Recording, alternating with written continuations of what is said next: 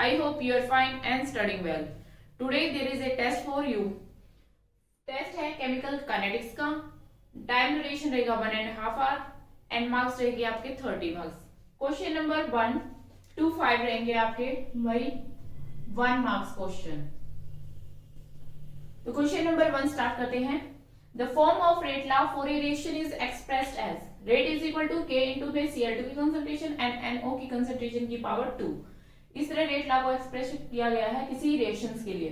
तो आपको इस रिएक्शन को देखकर बताना है कि find out the order of reaction with respect to Cl2. Chlorine के विद रिस्पेक्ट टू ऑर्डर बताना है और NO के विद रिस्पेक्ट टू भी ऑर्डर बताना है. अलग अलग ऑर्डर भी बताना है इनका and also the overall order of reaction overall भी बताना है. ठीक है. Question number 2 what is the mean by an elementary reaction. Elementary reaction क्या होती है. Third express the relation between half life period of A reaction and initial concentration of reactant of that reaction. Half life period और initial concentration में एक relation बताया था मैंने आपको, वो आपको यहाँ पर बताना है. nth ऑर्डर के लिए बताना है. ठीक है. Question number 4 rate of decomposition of a substance A become 8 times when its concentration is double. मतलब रेट जो है डिकम्पोजिशन का, एक कोई ए रिएक्टेंट है वो डिकम्पोज हो रहा है किसी रिएक्शन में. ठीक है.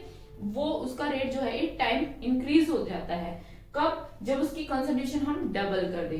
तो इससे आपको बताना कि ऑर्डर क्या होगा उसका रिएक्शन. वेरी इंटरेस्टिंग और very easy question.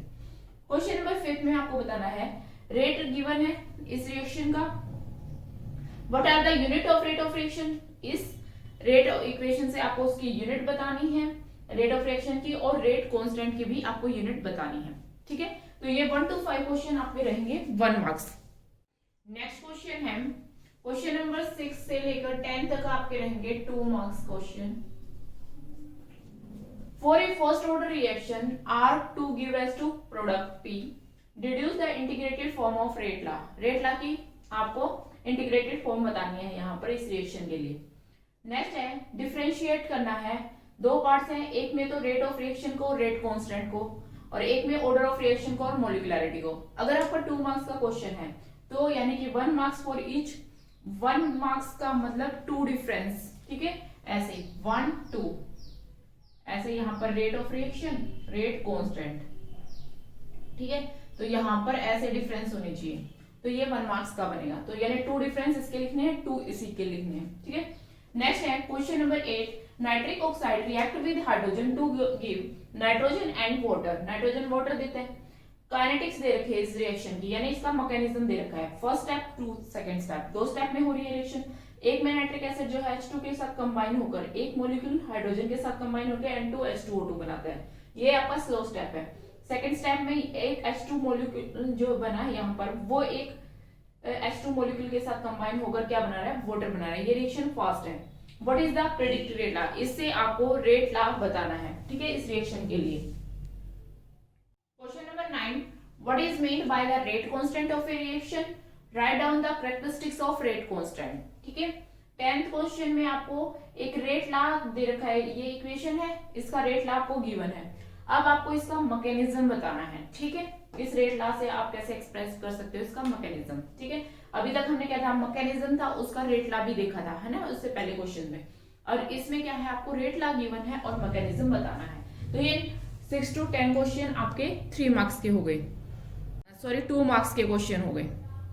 Question number 11 to 15 रहेंगे 3 marks. Derive an expression for integrated law equation for zero order reaction. Zero order के लिए आपको डिराइव करना है एक्सप्रेशन रेट लॉ का, और हाफ लाइफ पीरियड का रिलेशन भी बताना है. 12th क्वेश्चन में आपको एक फर्स्ट ऑर्डर रिएक्शंस के बारे में बताया गया कि 100 मिनट्स में वो 60% क्या हो जाती है, कंप्लीट हो जाती है. तो 90% कंप्लीट कब होगी वो टाइम बताना है आपको. क्वेश्चन नंबर 13 में sucrose hydrolysis in acidic medium give rise to glucose and fructose according to first order rate law equation. ठीक है. ये फर्स्ट ऑर्डर रिएक्शन है जिसमें हाइड्रोलिसिस करते हैं हम सुक्रोज की एसिडिक मीडियम में, तो वो ग्लूकोज और फ्रुक्टोज में डिसोशिएट हो जाता है. उसके लिए T12 जो है 3 आवर्स दे रखा है. ठीक है.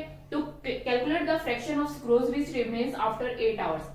8 आवर्स के बाद कितना बच जाएगी वो कंसंट्रेशन बतानी है हमें सुक्रोज की. ठीक है.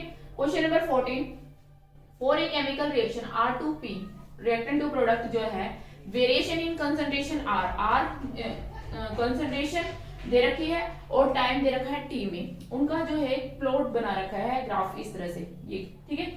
तो ये कंसंट्रेशन है और यहाँ पर टाइम है, तो इस तरह का ग्राफ दिया गया है। इससे इस ग्राफ से आपको आइडेंटिफाई करना है कि ऑर्डर ऑफ रिएक्शन क्या है और स्लोप ऑफ द कर्व क्या बताता है, ये वाला, ठीक है।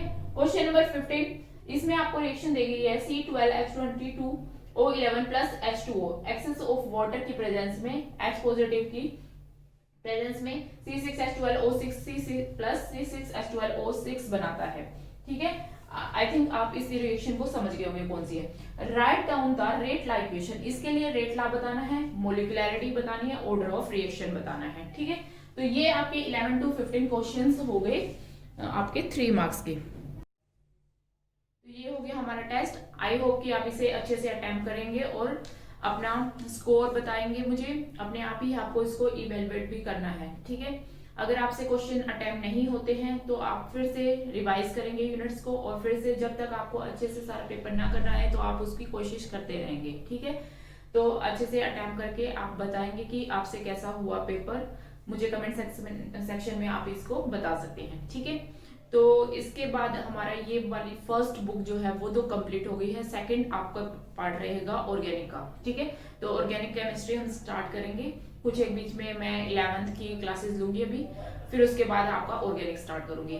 इतने आप अपना सारा ये 1 बुक जो है आपकी वो अच्छे से रिवाइज कर लेंगे, ठीक है। तो आज के लिए इतना ही, बस इसी तरह आप मुस्कुराते रहें और पढ़ते रहें। जय हिंद।